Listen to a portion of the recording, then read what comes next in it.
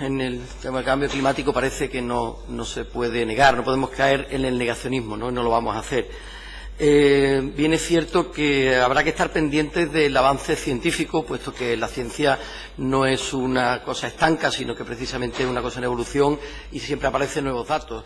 Sí es cierto que aunque hay un consenso sobre el clima en la ONU, en el panel intergubernamental sobre el cambio climático, también es cierto que hay un grupo de 150 científicos que también tienen sus puntos de vista y conforman la Coalición Científica Internacional del Clima, que, bueno, sin negar que evidentemente el clima cambia, pero también hay que establecer unos parámetros para comprobar hasta qué punto afectan la incidencia del hombre en ese cambio climático.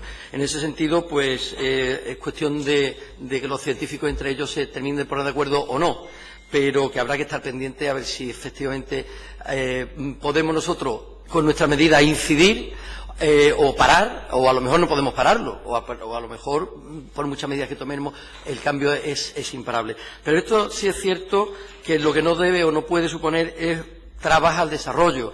No podemos extremar a veces medidas que impidan a nuestra ganadería y a nuestra industria poder desarrollarse. Bien, es cierto que hay que mejorar nuestras energías renovables, pero siempre y cuando no pongamos trabas al desarrollo.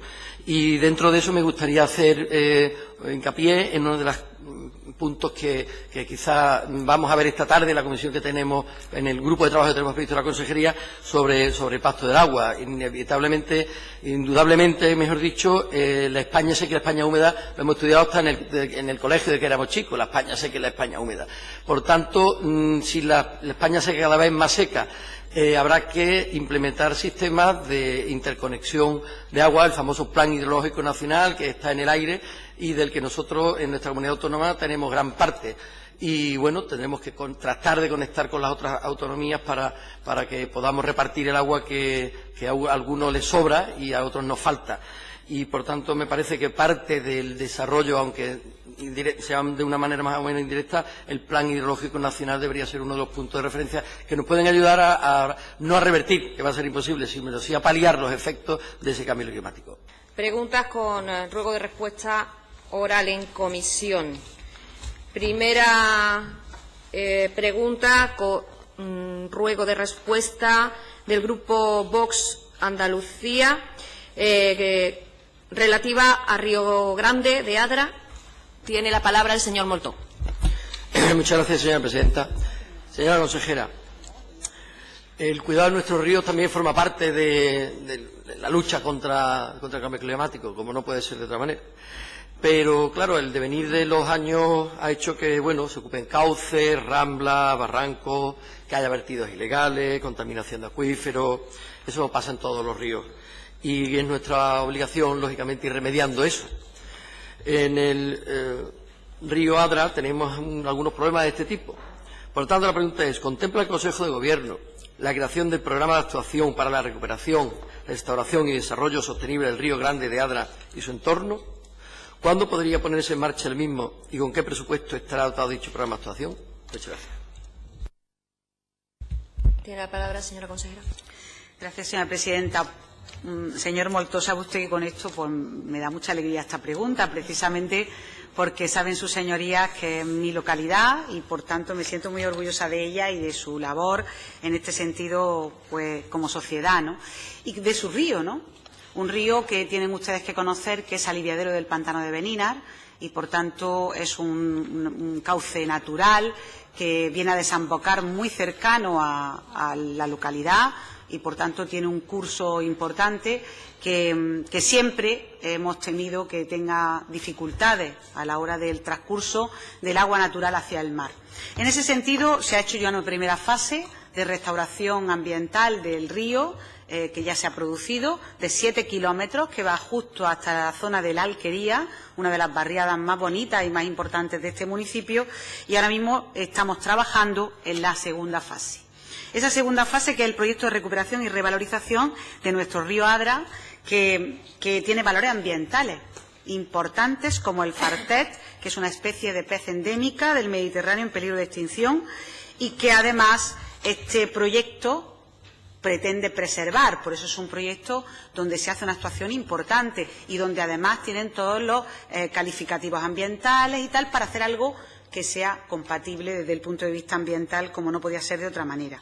Se trata de la restauración ambiental de 7,4 kilómetros en una superficie de 54 hectáreas por la problemática hidrológico-ambiental del tramo, aguas arriba, confluencia de los ríos Grandes y con la fuente hasta la fuente de Marbella, que también es un sitio que les recomiendo a sus señorías para poder visitar. La proliferación de especies exóticas en el cauce, sus riberas, la acumulación de residuos o la acumulación de sedimentos, hay que tenerla en cuenta. Es una zona de especial conservación, es ZEC, y por tanto muy importante, y las actuaciones que hagamos ahí van a ser actuaciones pues muy respetuosas, como no podían ser de otra manera. Pretendemos evacuación de recursos y tratamiento selvícola. Esto es fundamental, el proyecto. Y la eliminación, en este caso, de cuestiones que sean indeseables dentro del río, que produzcan taponamiento en las cuestiones de avenida. En ese sentido, el presupuesto que se ha establecido para el proyecto son 2,2 millones de euros. Nosotros creemos que en esta infraestructura podremos tener ya, sacarlo a licitación a final de este año. Se está trabajando de forma con celeridad y, por tanto, como usted comprenderá, para nosotros y para mí, como consejera, como adheritana, es una satisfacción hablarle de este proyecto, que es un proyecto importantísimo para el cauce natural del río y también para la preservación en la cuestión de inundaciones en la parte alta del río, porque ya la primera fase se ha hecho hasta la zona de la Alquería. Se trataría de la segunda fase, desde la Alquería hasta Fuentes de Marbella. Muchas gracias. Gracias, señora consejera. Señor Molto.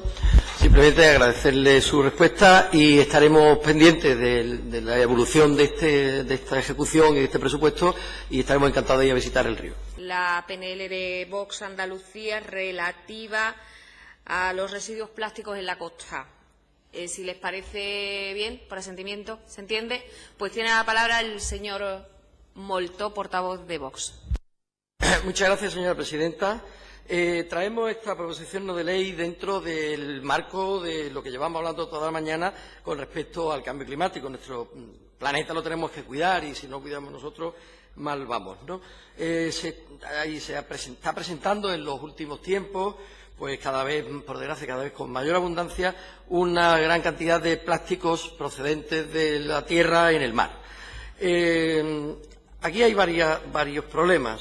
Uno, las grandes bolsas de plástico que se van formando a modo ya de prácticamente islas, pero que ya las últimas investigaciones nos van diciendo que la mayor parte de estos plásticos son vertidos por más del 50% por países en desarrollo o países muy industrializados, en mucho crecimiento, como son la China, Indonesia, Filipinas y Vietnam. Y, sin embargo, solo el 5% son de los países de la OCDE. En definitiva, nosotros llevamos ya algún tiempo trabajando en toda Europa en este sentido y algo se ha mejorado en las campañas de concienciación, de la bolsa de plástico en los supermercados, como ya efectivamente solo el 0,8%, según una noticia que venía el otro día de la prensa, de los plásticos procede de las bolsas, lo cual también nos da un problema secundario, como es que la caída del uso de la bolsa de plástico aumenta la de papel, lo que nos genera otro problema colateral. Pero sí es verdad que hay se estima que el 70% de los plásticos que van a parar al mar proceden de la actividad pesquera.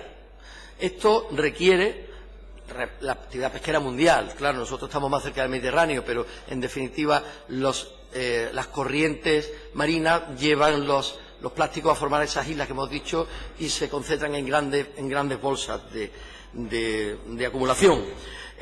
Lo que significa que, por un lado, tendremos que hacer una doble tarea de limpieza oceánica de los plásticos que ya se han vertido y también tendremos que hacer una reconversión tecnológica del sector pesquero, porque eso hay que analizar este origen de los plásticos. Sin embargo, la PNL que nosotros presentamos tiene un enfoque un poco distinto.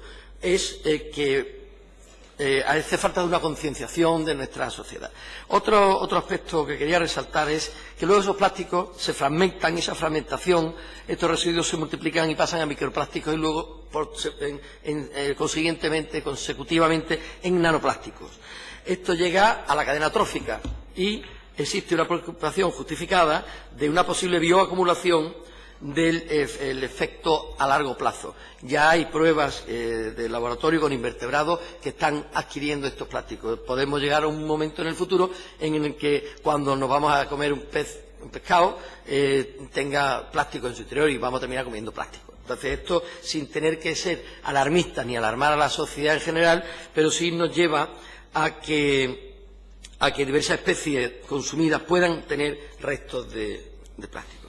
Ante este reto, la Administración debe dar respuestas objetivas, claras y concretas. Las políticas de concienciación son necesarias para mostrar a la población la gravedad del problema y las consecuencias de no cuidar nuestro medio marino. Este es un problema real y concreto, y lejos de teorías abstractas, pues lo que tenemos que hacer es dar respuestas específicas, eficaces, que permitan afrontar el problema y concienciar a los andaluces. Por lo tanto, nosotros lo que proponemos es poner en marcha medidas para concienciación, sobre todo de nuestros jóvenes. Y proponemos hacer campañas de concienciación en los medios de comunicación, en las playas y en todos los lugares donde se realicen actividades relacionadas con el mundo marino, como pueden ser los puertos pesqueros, los puertos deportivos. Asimismo, realizar actividades de recogida de residuos en las costas, a todos los niveles educativos, a través de talleres de concienciación y celebración de un día anual de limpieza de playas en los centros escolares. Asimismo, colaborar y trabajar conjuntamente con las asociaciones y fundaciones que se dedican a este fin. Por otro lado, también poner en marcha medidas de prevención. Una cosa es la concienciación y otra sería la prevención, consistente en actuaciones que permitan al Ayuntamiento situar un mínimo de puntos limpios y lugares donde almacenar residuos en las playas y zonas costeras, así como una recogida eficaz de los mismos. Y, por último, potenciar en el ámbito universitario investigaciones y estudios que permitan tener una perspectiva realista del problema, así como aportar soluciones efectivas. En definitiva, lo que pretendemos con esta proposición de ley es impulsar, dentro del gran problema que son los plásticos en el océano, pues la parte de concienciación de nuestra juventud, fundamentalmente. Hemos recibido una enmienda de modificación del Partido Socialista que nos parece bastante adecuada porque complementa o completa bastante la proposición, en el sentido de que en la exposición de motivos había quedado un poco corta y ellos dicen que en el marco del Plan Integral de Residuos una línea específica que recoja estas actuaciones. Pues bien, nos parece bien, complementa bastante, pero lo que quería concentrar el objetivo o el foco de la proposición de ley es que el problema a nivel mundial es muy grande. No somos nosotros los que, afortunadamente, ya de día de hoy lo estamos provocando, al menos solo un 5%, puesto que son otros países como China, Indonesia, Filipinas y Vietnam, son los que están aportando más cantidad, y la actividad pesquera, que ese sería otro concepto. Pero el nuestro sería enfocarnos a prevención, a concienciación de nuestras. Y simplemente por hacer un último hincapié en el motivo del porqué. Yo en los años 90, y me refiero al 91, 92, llevaba el coche lleno de latas en una bolsa, porque en Estepona y en Marbella no había un contenedor para latas, y hasta que no llegaba a Fuengirola no podía. Entonces, yo soy un reciclador desde hace muchos años. En mi casa tengo, no es propio de aquí andar poniendo ejemplos personales, pero en fin, tengo tres contenedores distintos en el sitio donde puedo tenerlos. Mis hijos lo han visto desde que han nacido. Y eso es lo que me parece a mí que es lo importante, que nuestros hijos vean que lo hacemos nosotros en la casa. El ejemplo es lo más importante que podemos dar a nuestros hijos. Y, por tanto, hay que extenderlo a los colegios, a las playas, a los puertos, como dice en la proposición, el concienciar a nuestras generaciones que lo que deben hacer es reciclar. Nada más, muchas gracias por vuestra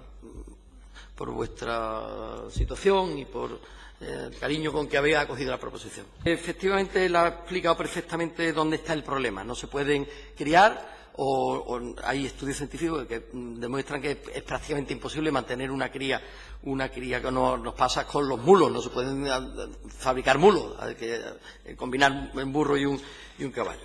En este sentido sería la clave. Por otro lado, la famosa Directiva de Aves sí dice que Francia y Austria tienen unas excepciones que les permiten determinadas actividades y a nosotros parece que no nos las quieren facilitar. Por tanto, puesto que la viabilidad de la cría en cautividad está en entredicho o prácticamente es imposible, este es un ejemplo claro de por qué desde Vox pedimos la fortaleza de las naciones dentro de la Unión Europea. No somos euroescépticos ni queremos acabar con la Unión Europea, como dicen muchas veces determinados sectores, pero sí queremos que los países dentro de la Unión Europea y, por tanto, España, como nación, tengan la suficiente fortaleza para defender sus propias tradiciones y no impongan muchas veces cosas que nos perjudican. En definitiva, nos parece que la proposición de ley es bastante adecuada y estamos por apoyarla, lógicamente, y simplemente recordar que ha habido un expediente de infracción que está ahí en el aire, como ya también pone en la exposición de motivos la proposición no de ley. Proposición no de ley, en este caso el Grupo Socialista, relativa al plan para combatir la avispilla del castaño.